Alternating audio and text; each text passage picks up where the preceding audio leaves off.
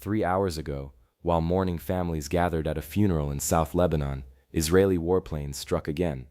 7-year-old Aline Saeed, wrapped in bloodied bandages from last week's bombing that killed her father, watched as another strike killed her infant sister and relatives.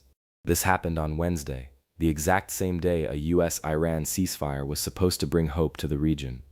So why are children still dying at funerals when ceasefires are being signed, and what does this tell us about the real state of global conflict management in 2026? Here's what happened in the village of Shrifa. The Saeed family was burying their father, killed in an Israeli strike just days earlier. As relatives gathered for the funeral, Israeli forces launched a new bombardment on the family home. The infant sister who survived the first attack died in the second. Multiple relatives were killed or wounded. The timing was deliberate, and the timing was everything. Because this strike occurred on Wednesday, April 9th, the first day of what was being called a breakthrough US-Iran ceasefire. Lebanon wasn't explicitly included in that agreement, but Lebanese families hoped the violence would stop. Instead, Israeli strikes killed more civilians that day than any single day since the ceasefire was announced. Why did Israel escalate precisely when de-escalation was promised? Here's what most people don't realize about this moment. While Trump's administration was celebrating a ceasefire with Iran, Israeli Prime Minister Netanyahu was simultaneously announcing a blockade of the Strait of Hormuz. Think about that contradiction. The US signs peace with Iran on Tuesday. Israel escalates against Iranian allies on Wednesday. Trump announces a naval blockade Thursday. Does this look like coordinated policy to you? The real story here isn't just about Lebanon. It's about the complete breakdown of American diplomatic coherence. US-Iran peace talks in Pakistan ended without a deal just days ago. Now Trump is announcing blockades while simultaneously trying to maintain ceasefires. Chinese analysts are publicly questioning who actually runs US foreign policy, and they have a point. What makes this unprecedented is the speed of escalation despite diplomatic efforts. We've seen conflicts continue during peace talks before, but rarely have we seen such rapid military escalation by allies during active ceasefire negotiations. Israel struck Lebanon on day 1 of the US-Iran ceasefire. Trump announced the Hormuz blockade on day 3. The message to Tehran couldn't be clearer. Your ceasefire with Washington means nothing if Israel and the US Navy can still strangle your economy. Here's what nobody is saying publicly. European leaders are furious about the Hormuz blockade decision. They weren't consulted. French President Macron learned about it from Trump's social media announcement, not diplomatic channels. Why does this matter? Because European ships use that strait too, and European companies buy that oil. Meanwhile, China is quietly repositioning. Beijing is shifting focus from Middle Eastern investments towards Central Asia, according to today's reporting. When the world's second-largest economy starts hedging away from a region, that tells you something about how bad they think this is going to get. Chinese state media is asking pointed questions about US policy coherence, diplomatic language for calling American strategy chaotic. Russia sees opportunity in American confusion.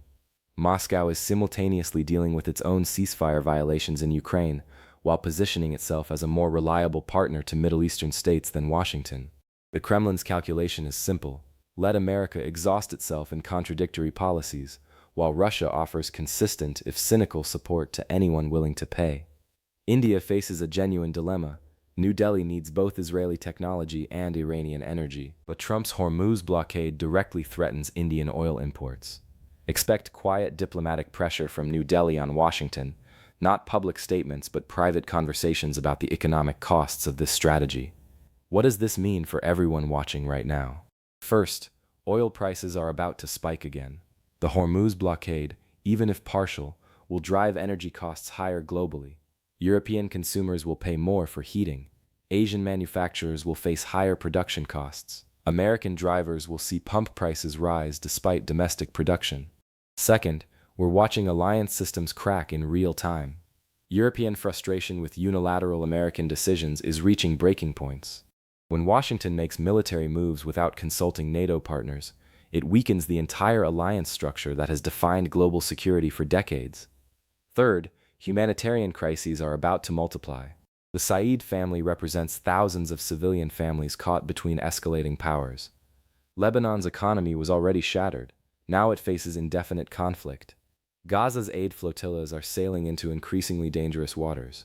Nepal's remittance economy, dependent on Middle Eastern work, is already suffering, according to their foreign minister. But here's the strategic reality most analysts are missing. Israel's timing wasn't accidental. It was calculated. Netanyahu is betting that Trump won't abandon Israel regardless of how much it complicates American diplomacy with Iran. That's a dangerous bet, because it assumes Trump values alliance loyalty over deal-making success. Watch for 3 specific developments by this weekend. First, European calls for independent diplomatic initiatives with Iran, bypassing Washington entirely. Second, Chinese announcements of new Central Asian infrastructure investments, their hedge against Middle Eastern chaos. Third, Iranian responses to the Hormuz blockade that test Trump's commitment to his own ceasefire. If oil hits $120 per barrel by Monday, expect emergency G7 consultations within 48 hours. Most analysts expect gradual escalation, but the pattern suggests rapid acceleration, and here's why. Every player is testing everyone else's limits simultaneously. That's how local conflicts become global crises. The funeral bombing in Srifa wasn't just about one Lebanese family. It was about testing whether American promises mean anything when American allies have different plans. What do you think happens when ceasefires and blockades are announced in the same week? And who really controls U.S. foreign policy right now? That's your briefing for today.